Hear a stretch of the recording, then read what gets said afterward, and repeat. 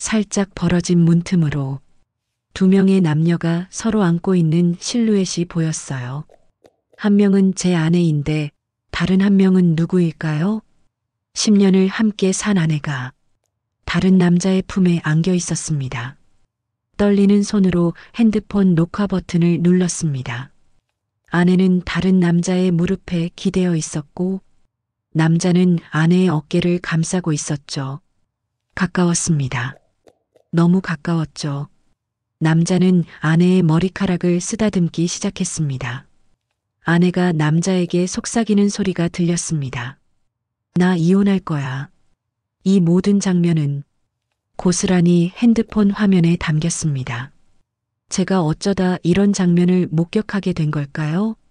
오늘의 사연 시작하기 전에 구독과 좋아요 눌러주시는 분들 복 많이 받으세요.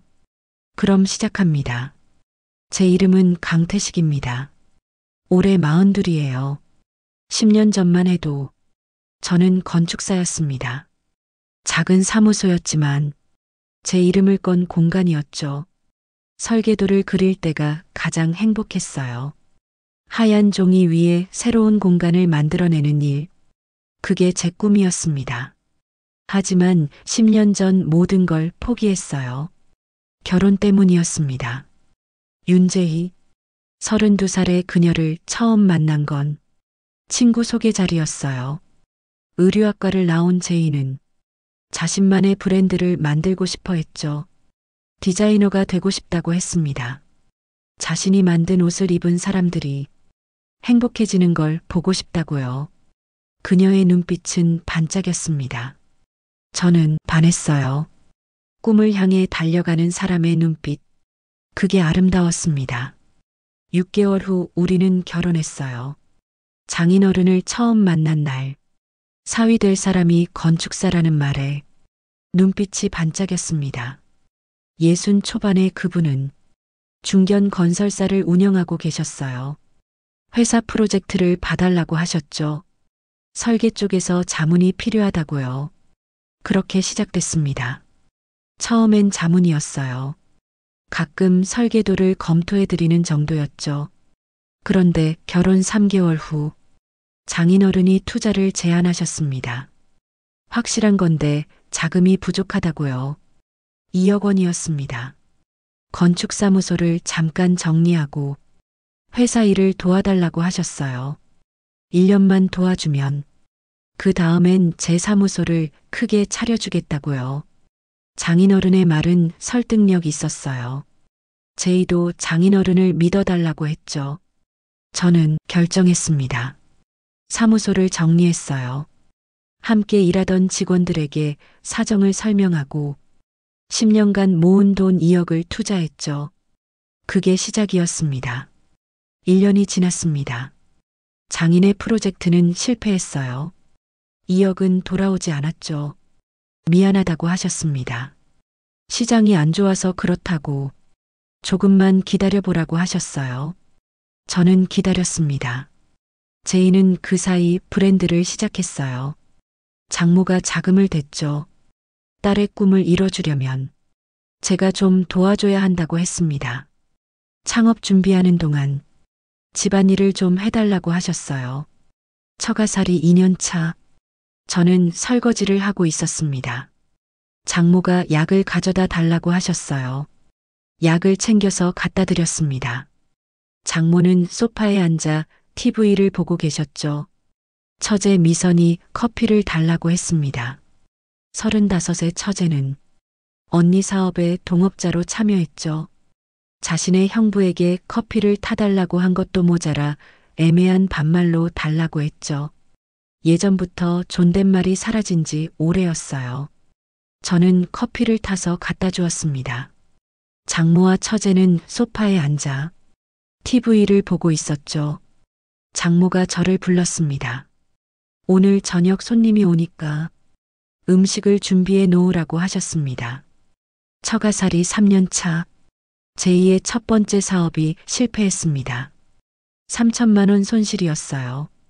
제이가 소리쳤습니다. 제가 좀 도와줬으면 이렇게 안 됐을 거라고요. 건축사 출신이면 공간 설계 같은 거 조언이라도 해줄 수 있었을 거라고요. 저는 할 말이 없었습니다. 저는 분명히 조언을 했었거든요. 하지만 제이는 듣지 않았죠. 제 의견 말고 전문가 의견을 들을 거라고 했습니다. 그게 당시 제이의 대답이었어요. 처가살이 5년 차, 두 번째 사업도 실패했어요. 이번엔 5천만 원 손해를 봤죠. 세 번째 사업을 준비하던 제이가 저에게 물었습니다. 돈을 좀 보태줄 수 있냐고요. 돈이 없다고 했더니 우리 아빠에게서 받은 게 있지 않냐고 했습니다. 장인어른 회사에 투자했었던 2억 투자금을 돌려받았거든요. 5년 만에요. 하지만 그것도 3개월 만에 제2의 세 번째 사업 자금으로 들어갔죠. 처가살이 7년 차, 제2의 세 번째 사업. 이번에도 실패였습니다. 장모가 한숨을 쉬셨어요. 사위는 뭐하나 변변히 해주는 게 없다고요. 죄송하다고 말씀드렸습니다. 남자가 돈도 못 벌고 집에서 빈둥거리면 어떡하냐고 하셨어요. 저는 빈둥거리지 않았어요. 아침 6시에 일어나 장모 아침상을 차리고 집안 청소를 하고 장을 보고 저녁을 준비했죠. 하지만 그건 일이 아니었나 봅니다. 장모 눈에는요. 처가살이 10년 차, 이제 건축사무소를 다시 시작하고 싶다고 제이에게 말했습니다. 제이는 비웃었어요. 지금 나이가 몇인데 40이 넘어서 다시 시작한다고요. 그리고 솔직히 말한다면서 10년이나 경력 공백이 있는 건축사를 업계에서 누가 알아주겠냐고 했습니다. 가슴이 아팠습니다. 그날 밤 저는 서재 구석을 뒤졌습니다. 먼지 쌓인 상자 속에 10년 전 설계도들이 있었어요. 강태식 건축사무소, 제 이름이 새겨진 도장, 손으로 그린 스케치들, 클라이언트 명함들, 모두 낡아 있었죠. 하지만 저는 그걸 버리지 못했습니다. 언젠가 다시 시작을 하는 그런 희망을 품고 있었던 거예요. 하지만 이제 알았습니다. 그 언젠가는 오지 않을 거라는 걸요. 아니, 제가 만들어야 했던 거였어요. 그리고 오늘 결국 일이 터졌습니다. 장모 65번째 생신이었습니다. 저는 새벽부터 음식을 준비했어요. 갈비찜, 잡채, 전, 나물.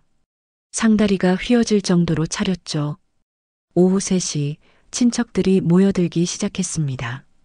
장모의 동생 내외, 제2의 사촌들, 처제 가족. 거실이 북적였어요. 친척 한 분이 물었습니다. 사위가 다 준비했냐고요. 장모가 대답했죠. 사위 요리 솜씨가 좋다고요.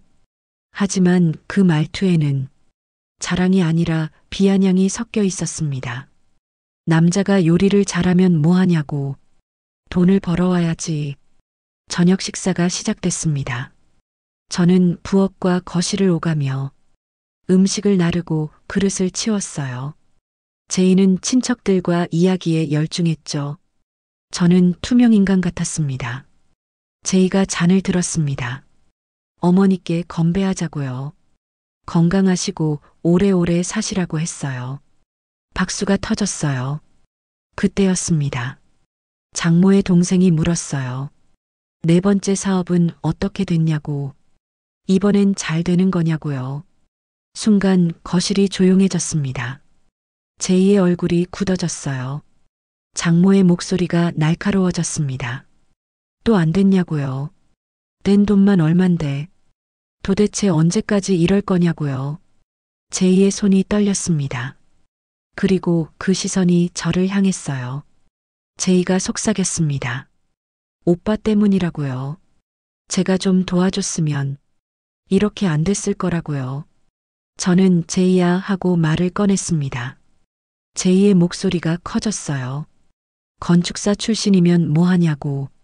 10년 동안 집에서 빈둥거리기만 하는데 친척들의 시선이 일제히 저를 향했습니다. 진정하라고 손을 뻗었습니다. 그 순간 제이의 손이 제 뺨을 갈겼어요. 당신 같은 무능한 남자는 처음이라고. 10년 동안 뭐 하나 제대로 한 게 있냐고. 거실이 얼어붙었습니다. 저는 뺨을 감싼 채 서 있었어요. 친척들이 숨죽이며 지켜봤죠. 하지만 아무도 말리지 않았습니다. 장모는 고개를 끄덕이고 있었어요. 처제는 입꼬리를 올렸죠. 친척들은 동조하는 눈빛이었습니다. 역시 저 사위는 그런 표정들이었어요. 저는 천천히 고개를 들었습니다. 제이를 봤어요.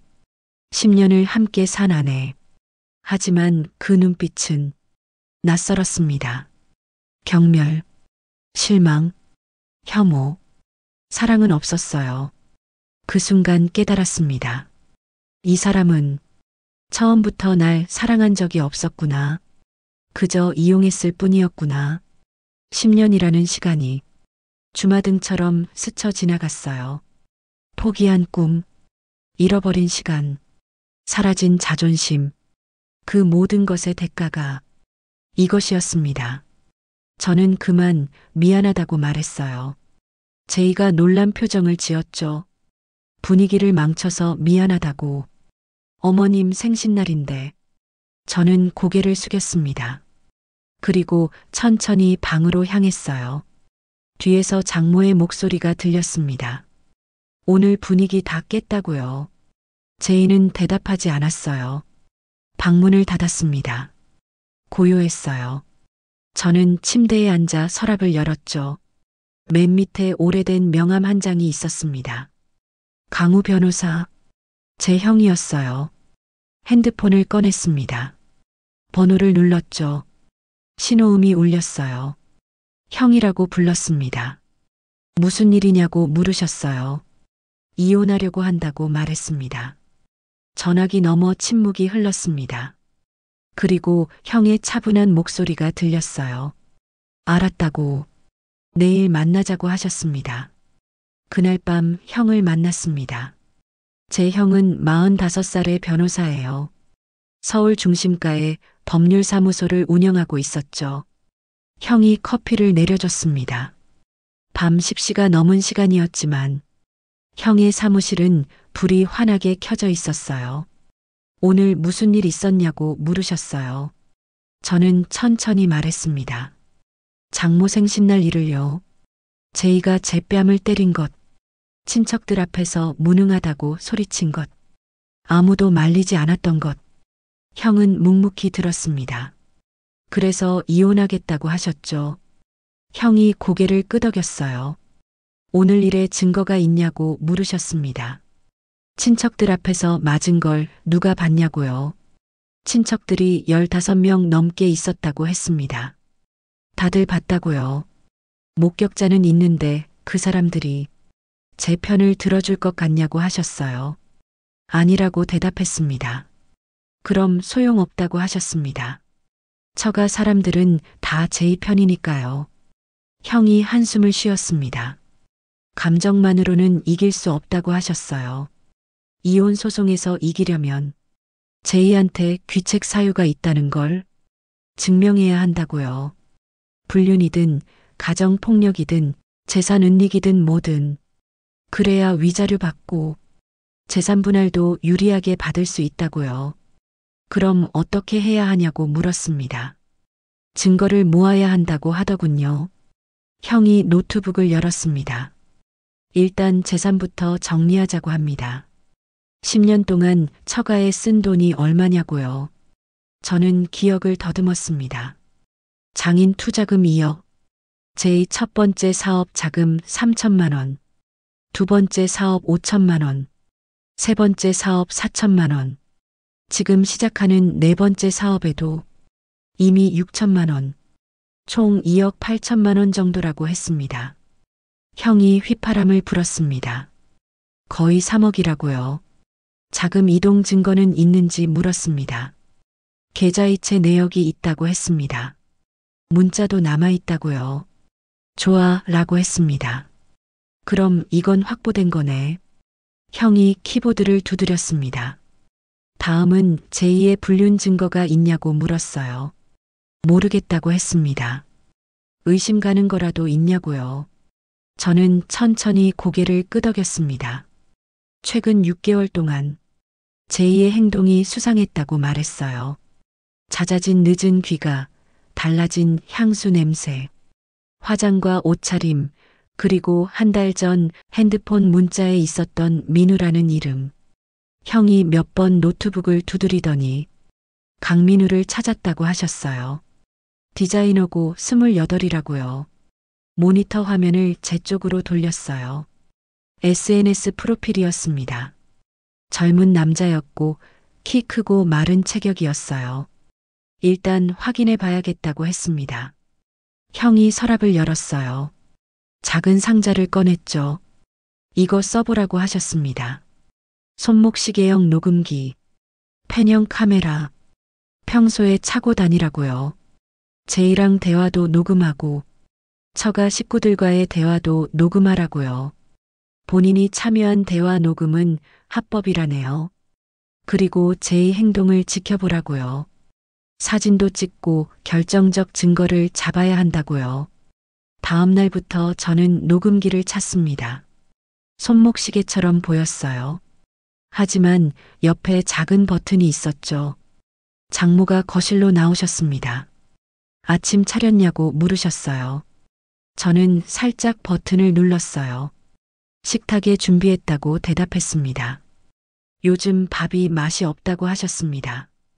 간을 어떻게 한 거냐고요. 죄송하다고 했습니다. 녹음기가 조용히 작동했어요. 오전 내내 녹음을 계속했습니다. 장모와 처제가 거실에서 이야기하는 소리가 다 녹음됐어요. 처제 미선의 목소리였습니다. 언니, 형부 오늘 또 설거지하네. 장모가 대답했죠. 그러게, 남자가 할 일이 없으니까. 엄마, 그래도 사위인데 너무 부려먹는 거 아니냐고 했습니다. 부려먹기는 밥이나 얻어먹지. 10년 동안 돈 한 푼 못 벌어오고 두 사람이 낄낄거렸습니다. 저는 부엌에서 주먹을 쥐었어요. 하지만 참았습니다. 녹음기가 돌아가고 있었거든요. 며칠이 더 지났습니다. 저는 제이의 가방을 정리하다가 명함 한 장을 발견했어요. 바닥에 떨어진 거였죠. 강민우, 패션 디자이너. 뒷면에 손글씨가 있었습니다. 오늘도 예뻤어. 이모티콘까지 그려 넣어져 있었습니다. 가슴이 답답했어요. 명함을 사진으로 찍었습니다. 형에게 전송했죠. 곧 답장이 왔어요. 직접 눈으로 확인해야 한다고요. 어느 수요일 저녁 제이가 전화했습니다. 오늘 늦을 것 같다고요. 디자이너랑 미팅 있다고요. 알았다고 했습니다. 올 때 조심해서 오라고도 했죠. 저녁은 먼저 먹으라고 하고는 전화를 끊었어요. 저는 결심했습니다. 강남역으로 향했습니다. 제이 사무실 근처였어요. 오후 7시 사무실 주변을 배회했죠. 1시간이 지났습니다. 오후 8시 제이가 나왔어요. 혼자가 아니었습니다. 젊은 남자와 함께였죠. 강민우였어요. 두 사람은 나란히 걸었습니다. 어깨가 스칠 정도로 가까웠어요. 제이가 뭔가 말했고 민우가 웃었죠. 편안한 모습이었습니다. 조심스럽게 저는 뒤를 따랐어요. 10분쯤 걸었을까요? 두 사람이 레스토랑에 들어갔습니다. 강남역 근처 고급 레스토랑이었어요. 저는 길 건너편에서 유리창 너머로 지켜봤죠. 촛불이 켜진 테이블, 제이와 민우가 마주 앉아 있었어요. 와인 잔이 놓였습니다. 두 사람은 건배했죠. 제이의 손이 테이블 위에 놓여 있었어요. 민우의 손이 천천히 다가갔습니다. 그리고 포개졌죠? 저는 핸드폰을 꺼냈습니다. 떨리는 손으로 카메라를 켰어요. 줌을 당겼죠. 찰칵 사진을 찍었습니다. 손잡은 모습, 마주보며 웃는 모습, 여러 장을 찍었어요. 1시간이 지났습니다. 두 사람은 레스토랑을 나왔어요. 나란히 걷기 시작했죠. 손을 잡고 있었습니다. 당당하게 길거리에서요. 제 아내가 다른 남자와 손을 잡고 걷고 있습니다. 10분쯤 걸었을까요? 한강변이었어요. 두 사람이 멈췄습니다. 민우가 제이를 돌아보게 했어요. 민우의 손이 제이의 얼굴을 감쌌습니다.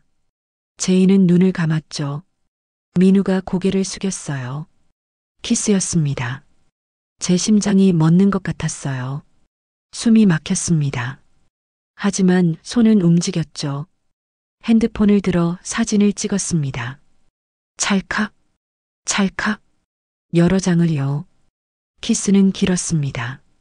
두 사람은 한참 동안 떨어지지 않았어요. 저는 더 이상 보지 못했습니다. 고개를 돌렸어요. 가슴이 너무 아팠거든요. 집으로 돌아왔습니다. 밤 11시가 넘어서 제이가 들어왔어요. 회식 있어서 늦었다고 했습니다. 미안하다고요. 하지만 저는 회식도 미안하다는 말도 전부 거짓말인 것을 알 수 있었습니다. 그날 밤 제이가 잠든 후 저는 사진들을 확인했습니다. 레스토랑에서 손잡은 사진, 길거리에서 걷는 사진, 키스하는 사진, 모두 선명했어요. 형에게 전송했습니다. 곧 전화가 왔어요. 봤다고 하셨습니다. 좋긴 한데 형이 잠시 말을 멈췄습니다. 이것만으론 약하다고요. 손잡고 키스하는 건 애정행각이긴 하지만 변호사들이 친밀한 스킨십 정도로 주장하면 빠져나갈 여지가 있다고요. 특히 제이 측에서 그냥 인사였다. 이렇게 나올 수 있다고요. 형의 목소리는 냉정했습니다. 더 확실한 게 필요하다고 하셨어요.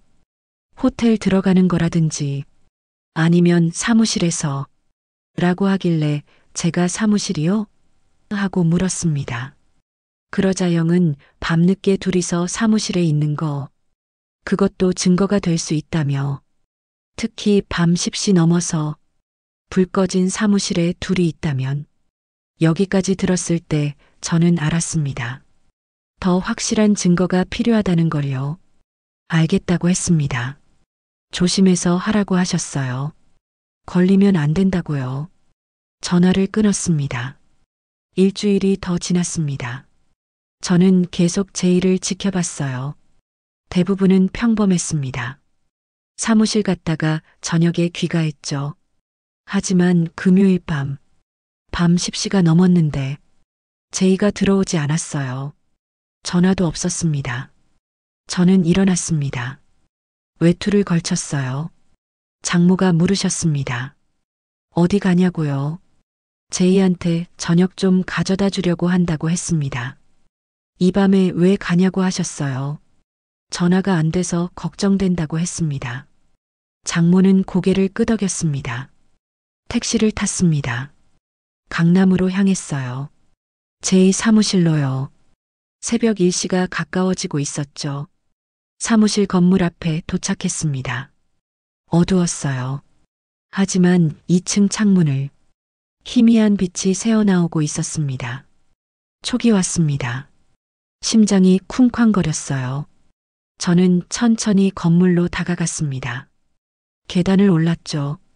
조심스럽게 발소리가 나지 않게 2층 제이 사무실 문 앞이었습니다. 안에서 소리가 들렸어요. 목소리였습니다. 여자 목소리, 제이였어요. 그리고 남자 목소리, 젊은 남자의 목소리였죠. 강민우. 손이 떨렸습니다. 문고리에 손을 댔어요. 차가웠습니다. 심장이 터질 것 같았죠. 증거를 찍어야 했어요. 하지만 보고 싶지 않았습니다. 두 마음이 혼란했죠. 저는 천천히 문을 밀었습니다. 살짝, 아주 조금만. 그러자 문 사이로 틈이 생겼어요. 그 틈으로 보였습니다. 문틈 사이로 본 풍경, 어둠 속에 두 사람의 실루엣이 보였습니다. 제이였어요. 그리고 민우, 둘은 소파에 앉아 있었습니다. 아니, 앉아 있다기보다는 제이가 민우의 무릎에 기대어 있었어요. 민우의 팔이 제이의 어깨를 감싸고 있었죠. 가까웠습니다. 너무 가까웠어요. 제이의 목소리가 들렸습니다. 오늘 정말 힘들었다고요. 지친 듯한 톤이었어요. 민우가 속삭였습니다. 괜찮다고. 이제 자기가 있지 않냐고요. 부드러운 목소리였죠. 민우의 손이 움직였어요. 천천히 제이의 머리카락을 쓰다듬기 시작했습니다. 제이는 눈을 감았어요. 제이가 민우를 불렀습니다. 민우가 응 하고 대답했어요. 제이가 말했습니다. 이혼할 거라고. 제 심장이 멎는 것 같았습니다. 민우가 물었습니다. 정말이냐고요. 목소리에 기쁨이 묻어났어요. 제이가 대답했습니다. 응, 이제 결심했다고. 더는 못 참겠다고요. 태식 씨는 어떡하냐고 물었습니다. 신경 안 쓴다고 했어요. 이미 마음이 떠났으니까요. 저는 핸드폰을 꺼냈습니다. 떨리는 손으로 카메라를 켰어요. 영상 모드로 바꿨죠. 조심스럽게 문틈으로 렌즈를 들이밀었습니다. 녹화 버튼을 눌렀습니다. 빨간 점이 깜빡였어요. 화면에 두 사람이 담겼습니다. 민우가 제이의 턱을 들어 올렸어요. 제이가 눈을 떴습니다. 두 사람이 마주봤죠. 민우가 속삭였습니다. 사랑한다고요. 제이의 대답은 작았어요. 나도. 민우가 고개를 숙였습니다. 제이의 입술에 자신의 입술을 포겠어요. 키스였습니다. 영상이 계속 돌아갔습니다. 키스는 깊어졌습니다. 민우의 손이 제이의 허리로 내려갔어요. 제이는 몸을 더 가까이 붙였죠. 두 사람은 소파에서 일어났습니다. 아니, 민우가 제이를 안아 올렸어요. 제이의 다리가 민우의 허리를 감쌌죠. 영상은 계속 녹화됐습니다. 민우가 제이를 데스크 위에 앉혔어요. 서류들이 흩어졌죠. 하지만 두 사람은 신경 쓰지 않았습니다. 민우의 손이 제이의 블라우스 단추를 천천히 하나씩 더 이상 볼 수 없었습니다. 고개를 돌렸어요. 가슴이 찢어지는 것 같았습니다. 안에서 소리가 들렸습니다. 제이의 숨소리, 민우의 속삭임, 뭔가 떨어지는 소리, 모두 녹음되고 있었어요. 10년을 함께 산 아내가 다른 남자 품에서 그런 소리를 내고 있었습니다. 저는 천천히 물러섰어요. 계단을 내려갔죠. 다리가 후들거렸습니다. 비틀거리며 건물 밖으로 나왔어요. 찬바람이 얼굴을 때렸습니다. 새벽 공기는 차가웠죠. 하지만 느껴지지 않았어요. 온몸이 얼어붙은 것 같았거든요. 골목 구석에 주저앉았습니다. 핸드폰을 봤어요. 영상이 있었죠. 15분짜리였습니다. 재생했어요. 소리를 최소로 낮추고 이어폰을 꽂았죠. 화면에 두 사람이 보였습니다. 서로 바라보며 속삭이던 사랑한다는 말. 목소리까지 선명했어요. 눈물이 났어요. 분노 때문이 아니었습니다. 슬픔 때문도 아니었죠. 그저 모든 게 끝났다는 허무함 때문이었습니다. 한참을 그렇게 앉아 있었어요. 얼마나 지났을까요? 핸드폰이 울렸습니다. 형이었어요. 저는 갈라진 목소리로 전화를 받았습니다. 무슨 일이냐고 물었어요. 목소리가 이상하다고요. 봤다고 말했습니다. 직접 보고 말았다고요. 어디서 봤냐고 묻길래 사무실에서 둘이 같이 말이 입안에서 맴돌 뿐 입 밖으로 나오지 않았습니다. 영상 찍었냐고 물으셨어요. 그렇다고 대답했습니다. 보내보라고 해서 떨리는 손으로 영상으로 전송했어요. 전화기 너머 형의 숨소리가 들렸습니다. 시간이 얼마나 지났을까? 형이 나를 부르더니 이거다 하고 말했습니다. 형의 목소리가 차갑게 변했습니다. 이제 완벽하다고요. 이건 변명 불가능하다고요. 사무실에서 밤늦게 둘이 있는 것, 키스하는 것, 그리고 신체 접촉까지. 이건 명백한 불륜이라고요. 제이는 이제 끝났다고 하셨습니다. 나는 형언할 수 없는 기분으로 수화기 너머에 있는 형을 불렀습니다. 형은 자신의 집에 오라고 했어요. 술이나 한잔하자고요. 아니라고 했습니다. 괜찮다고요. 그럴 기분이 아니었거든요. 그럼 푹 쉬라고 하셨습니다. 내일 만나자고요. 전화가 끊어졌습니다. 저는 일어났어요. 집으로 돌아가야 했죠. 택시를 잡았습니다. 밤 12시가 다 된 시각. 집에 도착했어요. 조용히 문을 열고 들어갔죠. 거실은 어두웠습니다. 장모는 주무시고 계셨어요. 침실로 갔습니다. 제이는 없었어요. 당연했죠. 아직 사무실에 있을 테니까요. 침대에 누웠습니다. 천장을 바라봤어요. 잠이 오지 않았죠. 눈을 감으면 그 장면들이 떠올랐습니다. 새벽 1시쯤 현관문 열리는 소리가 들렸어요. 제이였습니다. 조용히 들어오는 발소리, 욕실로 가는 소리, 샤워하는 소리. 30분 후, 제이가 침실로 들어왔어요. 저는 눈을 감고 자는 척했습니다. 제이가 침대에 누웠죠.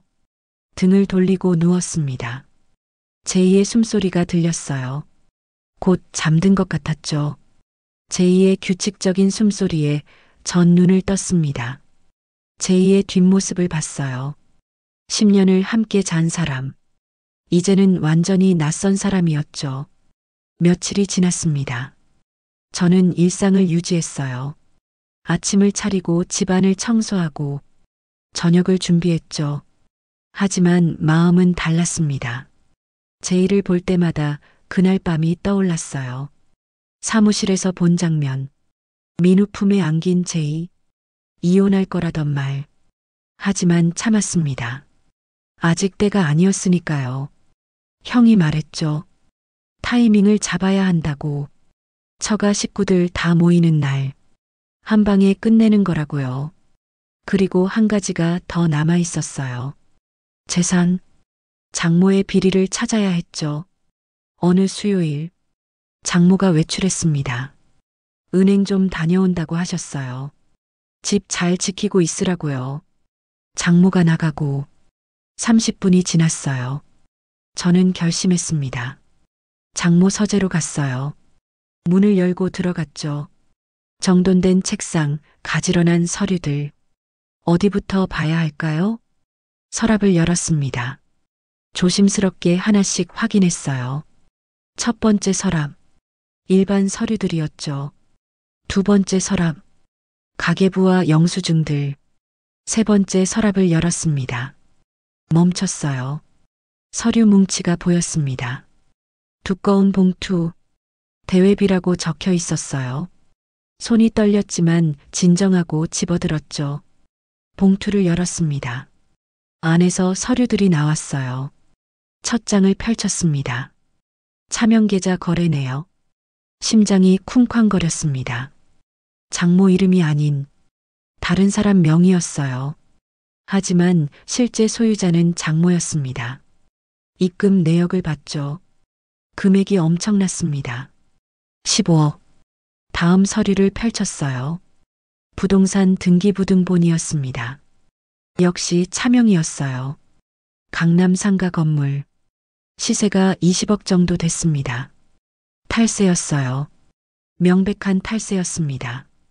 장모는 이렇게 자산을 숨기고 있었던 거예요. 저는 핸드폰을 꺼냈습니다. 서류들을 사진으로 찍었어요. 모든 페이지를 빠짐없이요. 찰칵 찰칵 찰칵. 심장이 쿵쾅거렸습니다. 20장 넘게 찍었어요. 계좌네요. 등기부등본, 계약서, 모든 증거를 담았죠. 그리고 서류들을 원래대로 정리해서 서랍에 넣었습니다.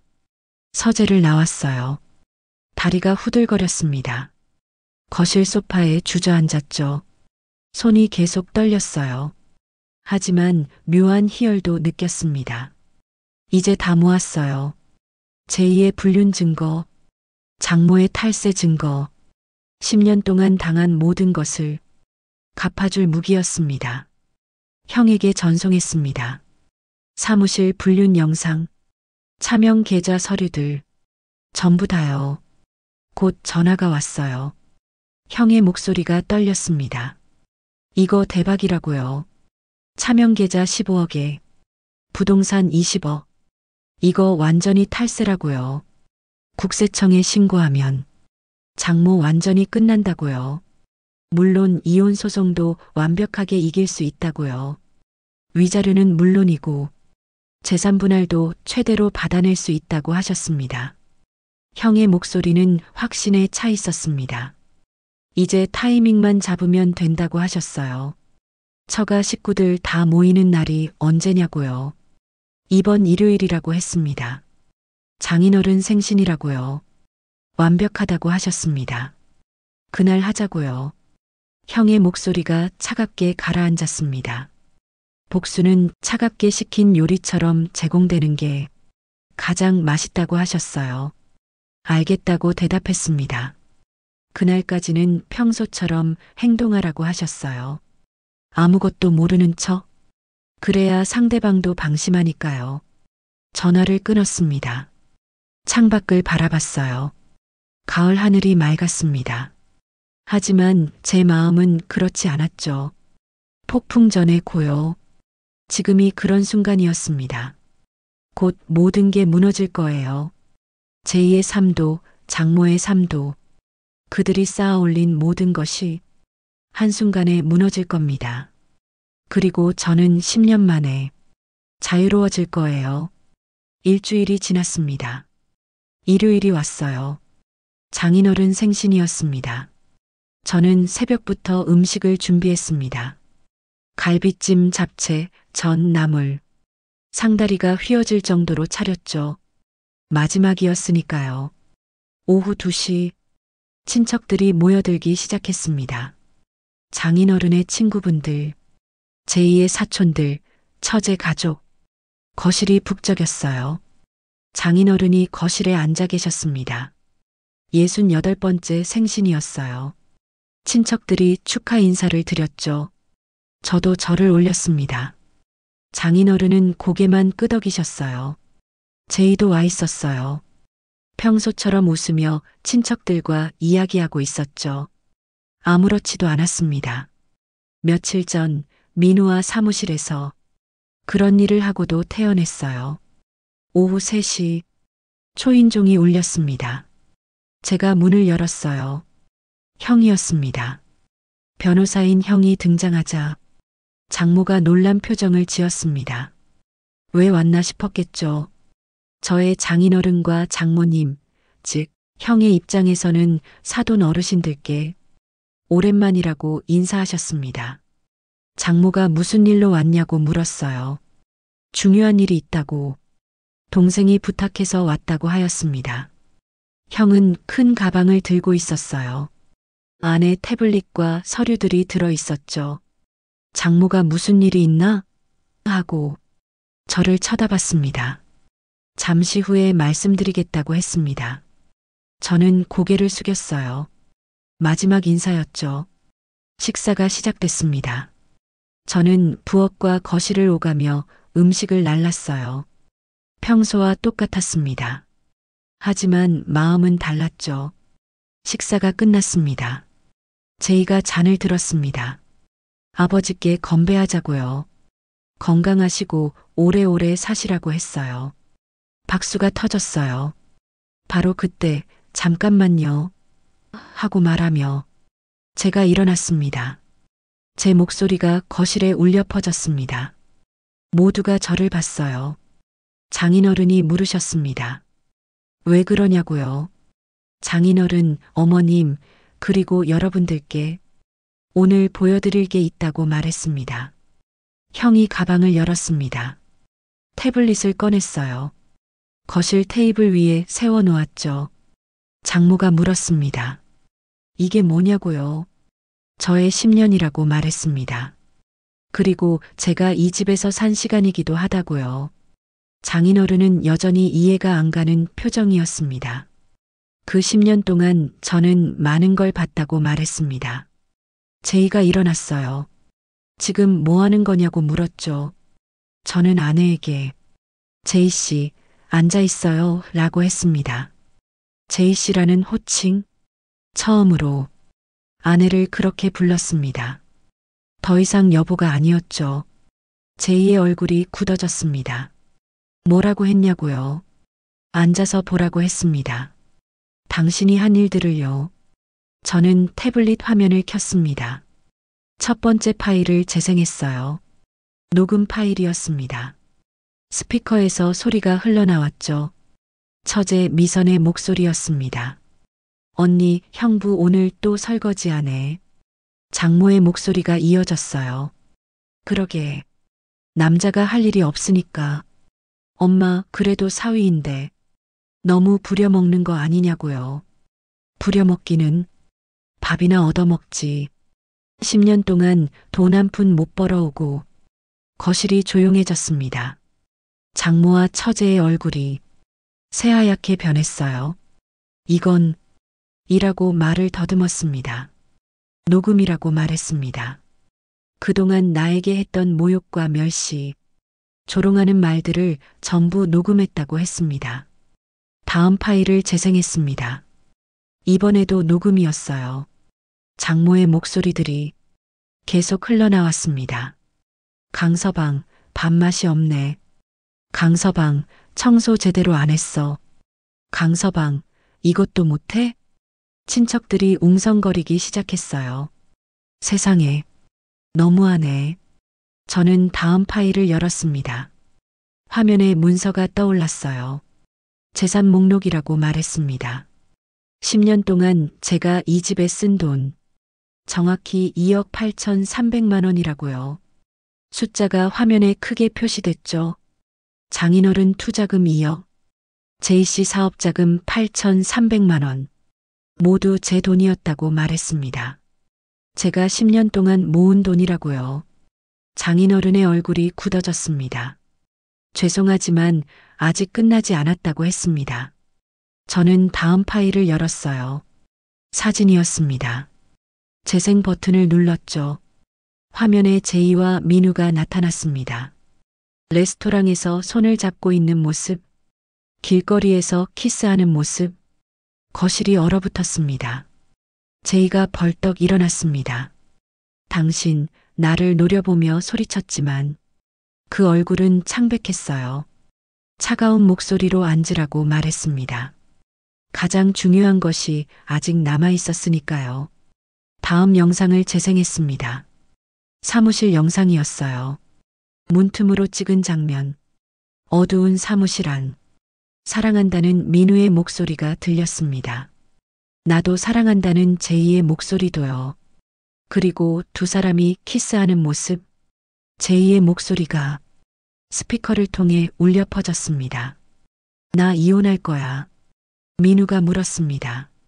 정말? 응. 이제 결심했어. 더는 못 참겠어. 거실이 아수라장이 됐습니다. 친척들이 소리쳤어요. 세상에, 제이가 저런 짓을. 장모는 소파에 주저앉았습니다. 장인어른은 굳은 표정으로 화면을 응시하고 계셨어요. 제이가 소리쳤습니다. 그거 거짓말이야. 당신이 조작한 거야.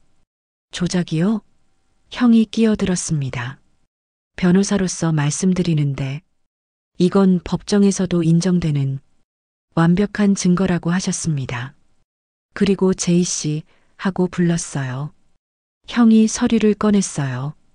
이혼 소장이라고 하셨습니다. 위자료 30억 원 청구. 제이의 목소리가 떨렸습니다. 30억? 불륜에 대한 위자료 20억. 정신적 피해 10억. 합계 30억이라고 하셨습니다. 제이가 말했습니다. 미쳤어? 내가 어떻게 30억을. 그건 제이 씨 문제라고 했습니다. 형은 차갑게 말했습니다. 그리고 재산 분할. 태식이가 이 집에 쓴 돈 2억 8천만 원. 이자 포함해서 5억 원 청구한다고요. 장모가 소리쳤습니다. 안 돼. 그럴 순 없어. 하지만 형은 가능하다고 했습니다. 그리고 사돈어른 하고 불렀어요. 형이 다른 서류를 꺼냈습니다. 이건 뭔가요? 라고 물으셨어요. 장모의 얼굴이 더욱 하얘졌어요. 차명계좌 거래 내역이라고 하셨습니다. 그리고 부동산 등기부등본. 화면에 서류들이 떴습니다. 계좌 15억, 부동산 20억, 모두 타인 명의로 되어 있지만 실소유주는 장모님이시죠? 라고 하셨어요. 장모가 말을 더듬으며 아무 말도 못했습니다. 이건 명백한 탈세라고 하셨습니다. 국세청에 이미 신고했다고요. 조만간 세무조사 나갈 거라고 하셨습니다. 형의 말에 거실이 다시 술렁였어요. 그리고 추징금. 대충 계산해도 20억은 나올 거라고 하셨습니다. 형사처벌도 가능하고요. 장모가 가슴을 움켜쥐었습니다. 장인어른도 창백한 얼굴로 장모를 바라보셨어요. 처제가 장모를 부축했습니다. 어머니. 하지만 저는 멈추지 않았어요. 10년입니다 하고 제가 말했습니다. 제 목소리가 거실에 울려 퍼졌습니다. 10년 동안 저는 이 집의 하인이었다고, ATM이었고, 무시당하는 존재였다고요. 제 꿈을 포기했습니다. 제 시간을 바쳤어요. 제 자존심을 버렸습니다. 제 일을 받습니다. 그런데 당신은 다른 남자와 사랑을 속삭이고 있었다고, 이혼할 거라고 그 남자한테 말하면서요. 제이의 눈에서 눈물이 흘러내렸습니다. 장모를 봤습니다. 장모님은 제 돈으로 자산을 불렸으면서 탈세로 그걸 숨기셨다고, 그리고 저를 놀고 먹으며 밥 빌어먹는 사람 취급하셨다고요. 장모는 고개를 떨구었습니다. 친척들을 둘러봤습니다. 여러분도 다 보셨죠? 제가 어떻게 살았는지 오늘 이 자리에 증인으로 계신 겁니다. 아무도 대답하지 못했어요. 저는 가방을 들었습니다. 이제 끝이라고 말했습니다. 10년의 결혼, 10년의 고통, 모두 끝났다고요. 현관으로 걸어갔죠. 제이가 소리쳤습니다. 오빠, 이렇게 가면 어떡하냐고. 우리 다시 생각해 보자고요. 저는 멈춰섰습니다. 뒤돌아봤어요. 다시 생각하라고? 10년 동안 날 무시했던 너를, 다른 남자와 사랑을 나눴던 너를, 이혼할 거라고 그 남자한테 말했던 너를. 제이는 대답하지 못했습니다. 제이 씨가 원했던 이혼, 제가 해드릴게요. 그리고 30억 꼭 받아내겠습니다. 형이 제 옆에 섰습니다. 법원에서 뵙겠다고 하셨습니다. 형이 친척들을 향해 말했죠. 오늘 이 자리에 계신 분들 모두 증인이라고. 필요하면 법정에 증인으로 출석하실 수도 있다고요. 현관문을 열었습니다. 밖은 밝았어요. 가을 햇살이 따사로웠죠. 저는 10년 만에 처음으로 가벼운 발걸음으로 그 집을 나섰습니다. 뒤에서 제이의 울음소리가 들렸어요. 장모의 신음소리, 처제의 당황한 목소리, 친척들의 수군거림. 하지만 돌아보지 않았습니다. 형의 차에 올랐어요. 잘했다고 하셨습니다. 제 어깨를 두드렸어요. 이제 시작이라고요. 저는 창밖을 봤습니다. 10년. 그 무게가 벗겨지는 것 같았어요. 숨통이 트였습니다. 가슴이 뻥 뚫린 것 같았죠. 형의 차가 출발했습니다. 그 집이 점점 멀어졌어요. 저는 다시는 그곳으로 돌아가지 않을 겁니다. 핸드폰이 울렸습니다. 제이였어요. 받지 않았습니다. 다시 울렸죠. 장모였습니다. 역시 받지 않았어요. 전원을 껐습니다. 이제 그들의 목소리를 들을 필요가 없었거든요. 앞만 보면 됐습니다. 제 새로운 인생을요. 2년이 지났습니다. 저는 새로운 삶을 살고 있었어요. 강남 한복판에 있는 고급 오피스텔 30평. 전망이 좋았죠. 건축사무소를 다시 열었습니다. 강태식 건축사무소. 10년 만에 되찾은 이름이었어요. 직원도 5명이나 됐죠. 35억. 그 돈으로 시작했습니다. 사무실 임대, 장비 구입, 인력 채용, 그리고 남은 돈은 부동산에 투자했어요. 형의 조언이었죠. 이 돈 잘 굴리라고. 제 인생 다시 시작하는 거라고요. 그리고 제이 쪽 소식 들을래? 하고 물었어요. 아니라고 대답했습니다. 하지만 형은 가끔 얘기해주곤 했습니다. 원하지 않았지만 들리는 거였죠. 제이 지금 완전히 망했다고요. 원룸 살면서 아르바이트 여러 개 뛴대요. 장모도 탈세 추징금 못 갚아서 재산 다 압류당했고 처제는 이혼했다고 해요. 하지만 형의 말을 들으며 저는 아무 감정도 느끼지 못했습니다. 동정도 없었어요. 복수의 쾌감도 없었죠.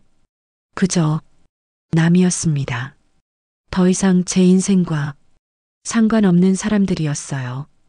어느 토요일 오후 저는 마트에 갔습니다. 장을 보러요. 요즘은 요리가 취미였거든요. 신선한 재료를 골랐습니다. 가격은 보지 않았어요. 필요한 것만 샀죠. 와규 스테이크, 유기농 채소, 좋은 와인. 카트를 밀며 걷고 있었습니다. 그때 저 멀리 한 여자가 보였어요. 할인 코너에 웅크리고 있었죠. 시든 채소를 고르고 있었습니다. 유통기한 임박한 것들을 비닐봉지에 담고 있었어요. 뭔가 익숙한 느낌이었습니다. 저는 멈춰 섰어요. 여자가 고개를 들었습니다. 순간 눈이 마주쳤죠. 제이였습니다. 2년 만이었어요. 제이의 얼굴은 달라져 있었습니다. 초췌했어요. 살이 빠진 얼굴, 거칠어진 피부, 다크서클, 그리고 손. 한때 명품 핸드백을 들던 손이 이제는 거칠어져 있었죠. 제이가 저를 봤습니다. 눈이 커졌어요. 입술이 떨렸죠. 오빠, 라고 작은 목소리로 불렀습니다. 하지만 저는 대답하지 않았어요. 그저 카트를 밀고 지나갔습니다. 마치 거기에 아무도 없는 것처럼요. 뒤에서 제이의 목소리가 들렸습니다. 오빠, 강태식? 하지만 돌아보지 않았어요. 계속 걸어갔죠. 계산대로 향했습니다. 고급 식재료들, 총 28만 원이었습니다. 카드를 건넸어요. 망설임 없이 계산을 마치고 나왔습니다. 주차장으로 향했죠. 제 차가 보였어요. 벤츠 E클래스. 작년에 산 거였습니다. 문을 열고 탔습니다. 백미러를 봤어요. 뒤에서 제이가 멀리서 바라보고 있었죠. 할인 채소가 들어있는 비닐봉지와 함께 말이죠. 그게 제이의 현실이었습니다. 저는 시동을 걸었어요. 백미러를 조정했습니다. 제이가 보이지 않게요. 차가 출발했습니다. 부드럽게 주차장을 빠져나갔죠. 제이는 곧 시야에서 사라졌어요. 집으로 가는 길, 신호 대기 중에 형에게 전화가 왔습니다. 저녁 뭐 하냐고 물으셨어요. 요리 좀 하려고 한다고 했습니다. 뭐 만들 건데? 하고 물었고, 스테이크라고 하자. 형이 웃음소리와 함께 이렇게 말했어요. 나도 한 접시 줘. 문득 조금 전 제이와 스친 것이 생각났습니다. 형, 나 오늘 제이 봤어요. 라고 말했습니다. 어디서? 하고 물었어요. 마트에서요. 제이 씨가 뭐라고 했어? 아무 말 안 했어요. 그냥 지나쳤죠. 형이 잠시 침묵했습니다. 잘했다고 했어요. 이제 내 인생이라고. 과거는 과거라고요. 전화를 끊었습니다. 신호가 바뀌었어요. 차는 계속 앞으로 나아갔습니다. 집에 도착했습니다. 냉장고에 식재료를 넣었어요. 거실 소파에 앉아 창밖을 봤죠. 한강이 보였습니다. 석양이 강물을 물들이고 있었어요. 아름다웠죠. 2년 전, 저는 처갓집 부엌에서 설거지를 하고 있었습니다. 장모의 잔소리를 들으며 제이의 눈치를 보며 하루하루를 버텼죠. 지금은 30평 오피스텔, 한강 전망, 내 사무소, 내 차, 모든 게 제 것이었습니다. 그리고 무엇보다 자유였어요. 아무에게도 무시당하지 않는 온전한 자유. 핸드폰을 확인했습니다. 문자가 한 통 와 있었어요. 모르는 번호였죠. 오빠 나야, 제이야. 번호 바꿨어. 오늘 마트에서 봤는데 한 번만 만나줄 수 없을까? 미안하다고 말하고 싶어. 제발. 저는 문자를 지웠습니다. 번호를 차단했어요. 그리고 핸드폰을 내려놓았죠. 2년 전에도 말했습니다. 변호사를 통해 얘기해. 그게 제 마지막 말이었어요. 지금도 마찬가지였죠. 저는 부엌으로 갔습니다. 요리를 시작했어요. 스테이크를 꺼내고 채소를 다듬었죠. 와인을 땄습니다. 한 잔 따라서 마셨어요. 부드러웠습니다. 10년. 10년을 잃어버렸습니다. 하지만 되찾았어요. 아니, 더 나은 걸 얻었죠. 스테이크가 지글지글 익어갔습니다. 좋은 향이 퍼졌어요. 저는 접시를 준비했습니다. 혼자 먹는 저녁. 하지만 외롭지 않았어요. 오히려 평온했죠. 10년 동안 제이와 함께 먹은 저녁은 늘 불편했습니다. 눈치를 봐야 했고 잔소리를 들어야 했죠. 지금은 아무 눈치도 보지 않았어요. 제가 원하는 대로 요리하고 먹었습니다. 식사를 마쳤습니다. 설거지를 했어요. 예전엔 의무였지만 이젠 선택이었죠. 소파에 앉았습니다. 와인을 한 잔 더 따랐어요. 창밖을 봤죠. 밤이 내렸습니다. 한강에 불빛이 반짝였어요. 서울의 야경이 펼쳐졌죠. 문득 궁금했습니다. 제이는 지금 무얼 하고 있을까? 하지만 오래 생각하지 않았어요.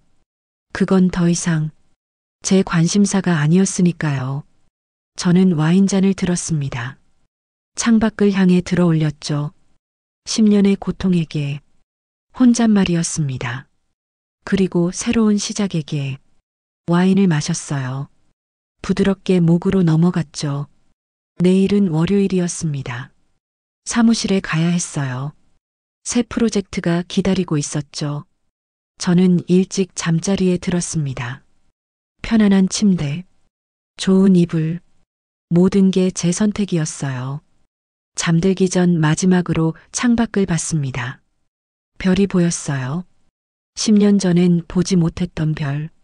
시댁집 작은 방 창문으로는 보이지 않았던 별이었죠. 이제 보였습니다. 넓고 높은 곳에서 세상을 바라보니까요. 눈을 감았습니다.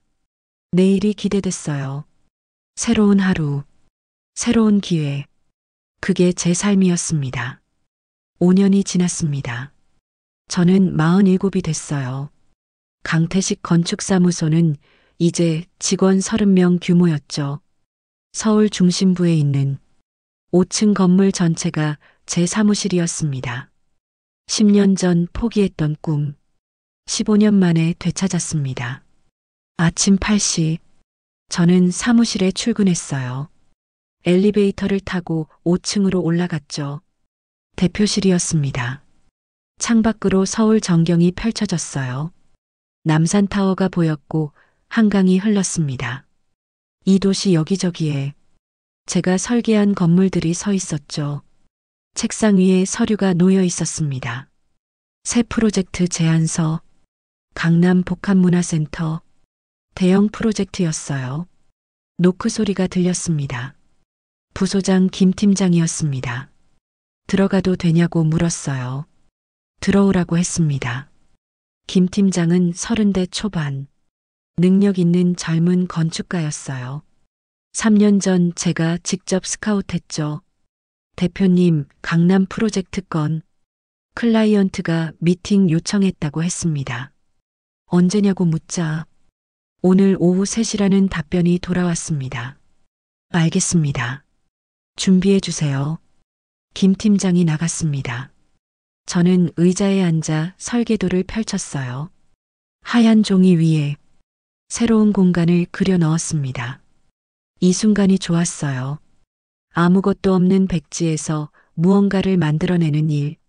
15년 전에도 그랬고 지금도 마찬가지였죠. 오후 3시 클라이언트가 왔습니다. 대기업 문화재단 이사였어요. 60대 초반의 신사였죠. 뵙게 되어 영광이라고 하셨습니다. 저야말로 영광이라고 대답했습니다. 회의실에 앉았습니다. 저는 프레젠테이션을 시작했어요. 이번 프로젝트의 핵심은 사람이라고 말했습니다. 화면에 스케치가 떴죠. 건물은 단순히 공간이 아니라고 했습니다. 사람들이 만나고 이야기하고 꿈을 나누는 곳이라고요. 그래서 저는 이 건물을 만남의 광장이라고 부르고 싶다고 했습니다. 이사가 고개를 끄덕였습니다. 좋다고 하셨어요. 강 대표님께 맡기겠다고요. 감사하다고 말했습니다. 악수를 나눴어요. 저녁 7시 회의가 끝났습니다. 직원들이 하나둘 퇴근했죠. 저는 대표실에 남아 있었어요. 창밖을 봤습니다. 석양이 서울을 물들이고 있었어요. 아름다운 풍경이었죠. 핸드폰이 울렸습니다. 형이었어요. 저녁 먹었냐고 물으셨어요. 아직이라고 했습니다. 나와라, 술 한잔하자. 알겠습니다. 1시간 후 저는 형과 마주 앉아 있었습니다. 강남의 한 고급 일식집이었죠. 건배, 잔을 부딪혔습니다. 요즘 잘 나가더라. 프로젝트 엄청 많이 따냈다며? 형이 물었어요. 덕분이라고 했습니다. 내가 뭘 했다고 내 실력이지. 형이 웃었습니다. 그나저나 형이 잠시 멈췄어요. 제이 소식 들을래? 저는 잠시 생각했습니다. 괜찮아요. 그래도 한번 들어봐. 형이 말했습니다. 3년 전에 파산 신청했대. 35억을 도저히 못 갚겠다고. 지금은 지방 작은 도시에서 살고 있다더라. 장모는? 하고 물었습니다. 요양원에 있대. 치매 왔다고 하더라. 처제가 모시긴 하는데 그것도 여의치 않아서. 저는 술잔을 들었습니다. 아무 감정도 느껴지지 않았죠. 그렇군요. 그게 제 대답이었습니다. 진짜로 별로 안 궁금해? 형이 물었어요. 아니요. 이제는요. 정말? 네. 정말이에요. 사실이었습니다. 15년 전 제이는 제 전부였어요. 사랑했고, 의지했고, 믿었죠. 하지만 지금은 그저 먼 과거의 사람이었습니다. 제 인생에서 이미 지워진 존재였죠. 잘 됐네. 형이 웃었습니다. 내가 진짜 자유로워진 것 같아.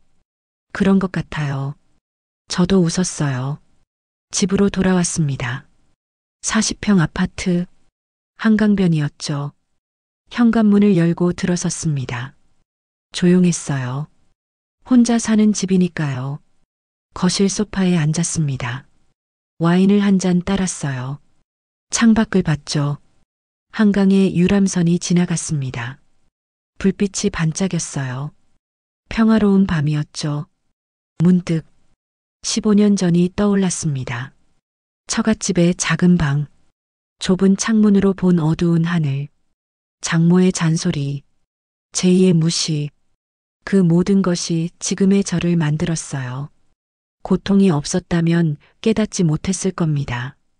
무시당하지 않았다면 자존감의 가치를 몰랐겠죠. 배신당하지 않았다면 진짜 자유가 뭔지 알지 못했을 거예요. 그래서 감사했습니다. 제이에게, 장모에게, 그 15년의 시간에게. 덕분에 저는 더 강해졌으니까요. 다음 날 아침 저는 일찍 일어났습니다. 조깅을 하러 한강변으로 나갔어요. 아침 공기가 상쾌했습니다. 달렸죠. 가볍게. 예전에는 이런 여유가 없었어요. 처갓집에서 살 때는 아침 6시에 일어나 식사 준비를 해야 했죠. 지금은 제가 원하는 대로 살고 있습니다. 조깅을 할 수도 있고 늦잠을 잘 수도 있었죠. 1시간을 뛰었습니다. 땀이 났어요. 기분이 좋았죠. 집으로 돌아왔습니다. 샤워를 하고 아침을 준비했어요. 오믈렛과 샐러드. 간단하지만 좋았습니다. 식사를 하며 오늘 일정을 확인했어요. 오전 10시 팀 미팅, 오후 2시 현장 방문, 오후 5시 클라이언트 미팅. 바빴지만 즐거웠죠. 출근 준비를 했습니다. 정장을 입었어요. 거울을 봤죠. 47의 남자. 하지만 눈빛은 살아있었습니다. 15년 전보다 더 단단해 보였죠. 사무실로 향했습니다. 제 차에 올랐어요. 시동을 걸었죠. 운전하며 생각했습니다. 만약 15년 전으로 돌아간다면 다시 제이와 결혼을 할까요? 그래도 아마 똑같이 했을 거예요. 왜냐하면 그 고통이 없었다면 지금의 제가 없으니까요. 사무실에 도착했습니다. 직원들이 인사했어요. 대표님, 안녕하세요. 네, 좋은 아침입니다. 엘리베이터를 탔습니다. 5층 버튼을 눌렀죠. 올라가며 생각했어요. 15년. 겨우 15년 만에 저는 여기까지 왔습니다. 포기했던 꿈을 되찾았고 잃어버렸던 자존감을 찾았으며 빼앗겼던 자유를 되찾았죠. 그리고 무엇보다 제 인생의 주인이 됐습니다. 대표실 문을 열었습니다. 책상 위에 설계도가 놓여 있었어요. 새 프로젝트였죠. 하얀 종이를 펼쳤습니다. 연필을 들었어요. 선을 그었죠. 한 획, 한 획. 새로운 공간이 탄생했습니다. 이게 제 일이었어요. 무에서 유를 창조하는 것. 없던 것을 만들어내는 것. 제 인생도 마찬가지였죠. 15년 전 저는 무너졌습니다. 꿈도 자존심도 모든 것이 사라졌죠. 하지만 지금 모든 걸 다시 세웠어요. 더 단단하게, 더 높게. 창밖을 봤습니다. 서울 하늘이 맑았어요. 저 하늘 아래 제이는 어디선가 힘들게 살고 있겠죠. 장모는 요양원에서 누워 있을 거고. 하지만 그건 더 이상 제 이야기가 아닙니다. 저는 연필을 다시 들었어요. 설계도에 선을 그었죠. 부드럽게, 정확하게. 이게 제 인생이었습니다. 제가 원하는 대로, 제가 그려가는 살. 그 누구도 뭐라 하지 않아요. 무시하지도 않죠. 제가 주인이었으니까요. 오후 6시 하루 일과가 끝났습니다. 직원들이 퇴근했어요. 저도 자리에서 일어났죠. 가방을 챙겼습니다. 문을 잠그고 나왔어요. 엘리베이터를 탔죠. 1층 로비. 경비 아저씨가 인사했습니다. 대표님, 퇴근하세요? 네, 수고하세요. 편히 쉬세요. 건물을 나왔습니다. 저녁 공기가 선선했어요. 하늘을 올려다봤죠. 별이 보였습니다. 서울 한복판인데도 별이 보였어요. 15년 전엔 보이지 않던 별. 지금은 보였죠. 제가 높은 곳에 있어서가 아니었습니다. 제가 자유로워서였어요. 차에 올랐습니다. 시동을 걸었죠. 내비게이션에 집 주소를 입력했어요. 하지만 출발하기 전 잠시 멈췄습니다. 백미러를 봤어요. 제 얼굴이 보였죠. 47의 남자. 피곤해 보이지만 눈빛은 살아있는 남자. 웃었습니다. 진심으로요. 수고했어, 강태식? 스스로에게 말했습니다. 지난 15년 동안 정말 수고 많았어. 차가 출발했습니다. 앞으로 나아갔죠? 뒤는 돌아보지 않았습니다. 과거는 과거였으니까요. 중요한 건 앞이었어요. 앞에 펼쳐질 내일, 새로운 기회, 더 나은 미래. 그게 제 인생이었습니다. 15년의 고통, 15년의 무시, 15년의 배신. 하지만 이제 15년의 자유, 15년의 성공, 15년의 행복이 기다리고 있었죠. 저는 엑셀을 밟았습니다. 차는 부드럽게 속도를 냈어요. 한강변도로 불빛들이 반짝였죠. 제 인생도 그렇게 빛나고 있었습니다. 그리고 앞으로도 계속 빛날 거예요. 왜냐하면 이제 저는 압니다. 진짜 복수는 상대를 무너뜨리는 게 아니라 내가 일어서는 거라는 걸요. 진짜 승리는 누군가를 짓밟는 게 아니라 내가 높이 오르는 거라는 걸요. 그리고 진짜 자유는 과거에 매이지 않고 현재를 살아가는 거라는 걸요. 저는 자유로웠습니다. 완전히. 구독과 좋아요 꼭 눌러주시고요. 오늘도 행복한 하루 되세요.